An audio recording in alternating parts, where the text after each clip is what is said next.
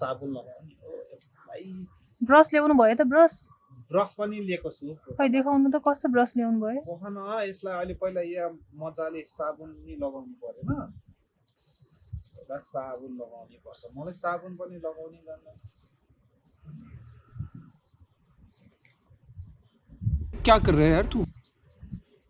भित्र पनि लाउनु पर्छ होला नि यसमा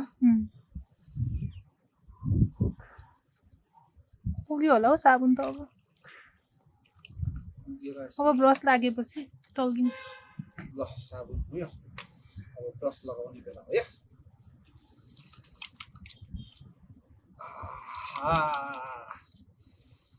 अब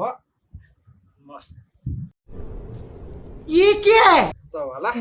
कार्पेट सफा गर्ने ब्रस ल्याएर जुत्ता सफा हुन्छ त भइहाल्छ अबे साले कार्पेट सफा गर्ने ब्रस हो नि त्यसले कार्पेट त सफा गर्न सक्छ अनि जुत्ता चाहिँ सफा गर्न सक्दैन जुत्ता नि सफा गरिदिन्छ यसले कितने तेजस्वी लोग हैं हमारे पास कितने शानदार विचार रखते हैं कार्पेटलाई ल अब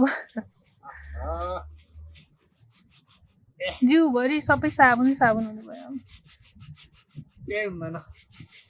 जसले मह काट्छ उसले घिउ चाट्छ अरे कहना क्या चाहते हो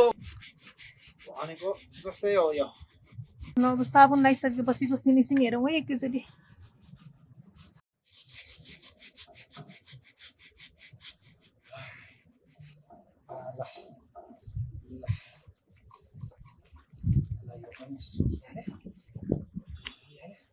ल भयो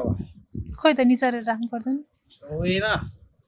अब यसलाई आज दिनभरि भिजाइदिने हो अनि भोलि पखाल्नुपर्छ अब बल्ल बल्ल धुन्ला जुत्ता फेरि भोलि यो भिजाउनु पर्छ भिजाउनु पर्दैन होइन यो भिजाउनु पर्छ अब यो आज भिज्नु अब एउटा जुत्ता धुनलाई 2 दिन लाग्ने भयो है ल